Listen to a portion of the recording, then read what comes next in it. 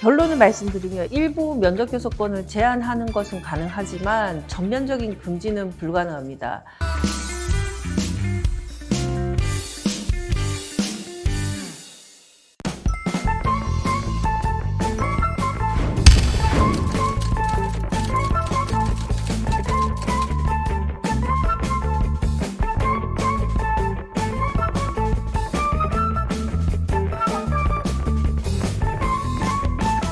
결론을 말씀드리면 일부 면접 교섭권을 제한하는 것은 가능하지만 전면적인 금지는 불가능합니다.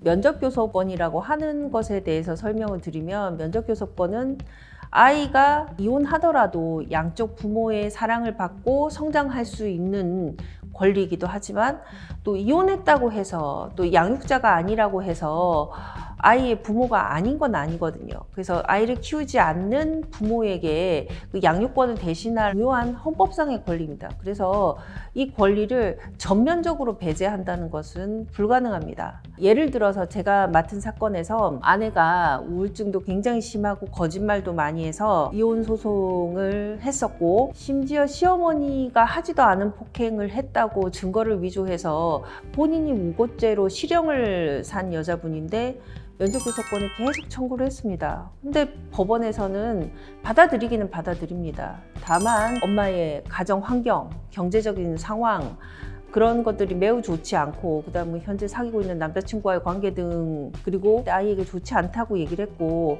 또한 아이는 계모가 친모인 줄 알고 자라고 있었어요. 초등학교 3학년인데 근데 이 아이에게 갑자기 엄마가 등장해서 내가 네 엄마다라고 말한다는 게 이게 말이 되느냐 이렇게 얘기를 했습니다. 그럼에도 불구하고 결국엔 면접교섭을 인정은 받았어요. 아이가 그때 3학년이었는데 5학년 때 그리고 가정법원의 전문적인 상담위원들의 도움을 받아서 차분차분 시범 면접교섭을 하는 것으로 진행이 되었습니다. 이 상황 같은 경우에는 엄마의 우울증이 아이에게 나쁜 영향을 주고 있기 때문에 이 부분에 대한 증거 자료들을 모아서 면접교섭을 제한할 수 있는 방법을 가정법원에 제출하는 것이 중요하고요. 또한 가정법원에 이웃누리 센터라는 곳이 요즘 만들어졌습니다. 그래서 이제 면접교섭을 안전하게 할 수 있는 공간인데요.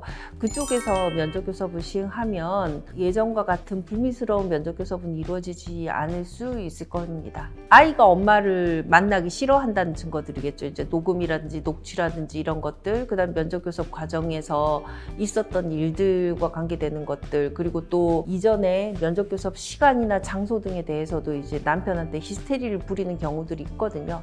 그런 것들이 중요한 자료가 됩니다. 이제 면접교섭을 할 때 서로 왔다 갔다 하는 부분들요. 그리고 아이를 이제 유기나 방임하거나 아이에게 부정적인 정서를 주었다는 것들을 입증할 수 있는 증거들이 있어야 되죠. 그 애들이 보통 싫다가 아니라 좀 더 구체적인 얘기들을 할 때가 있습니다. 엄마가 나를 두고 그냥 집을 나갔다든지 면접교섭을 한다고 했는데도 엄마는 나한테 신경을 아예 쓰질 않았다고 하든지 이런 부분들에 대한 증거들을 찾아서 그리고 아이의 구체적인 진술을 받아야 되는데 그게 그렇게 쉽진 않아요. 제가 말씀드립니다. 영화 찍듯이 한번 해보라고. 아이가 어떤 생각을 가지고 있고 어떤 생각을 엄마에 대해서 가지고 있고 왜 면접교섭이 싫은지에 대해서 한번 좀 작심하고 좀 찍어보시라고 말씀드리고 있습니다. 면접교섭권을 제한할 수 있는 거죠. 그러니까 완전 배제는 힘듭니다. 볼 때 이제 가사조사관이나 전문 심리 상담위원들이 상주하는 상황에서 면접교섭을 한다는 거죠. 예를 들면은 뭐 고유정급의 심리적인 문제가 많은 분들도 면접교섭을 하긴 합니다.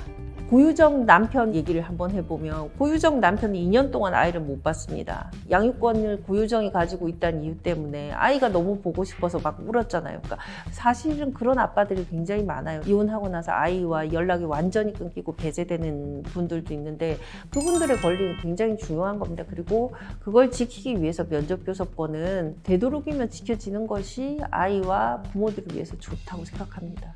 주로 이제 가정법원이나 이런 쪽에서 애초에 이혼 소송을 진행할 때부터 면접교섭과 관계되는 부분들에 대해서 얘기를 많이 하고 이제 뭐 상대방 배우자가 상당히 폭력적이거나 또는 면접교섭에 협조적이지 않을 경우에는 서면으로도 계속해서 판사에게 이 부분에 대한 주장을 강하게 하고 그 다음에 면접교섭 센터나 이런 분들께도 이제 협조를 요청하고 있습니다.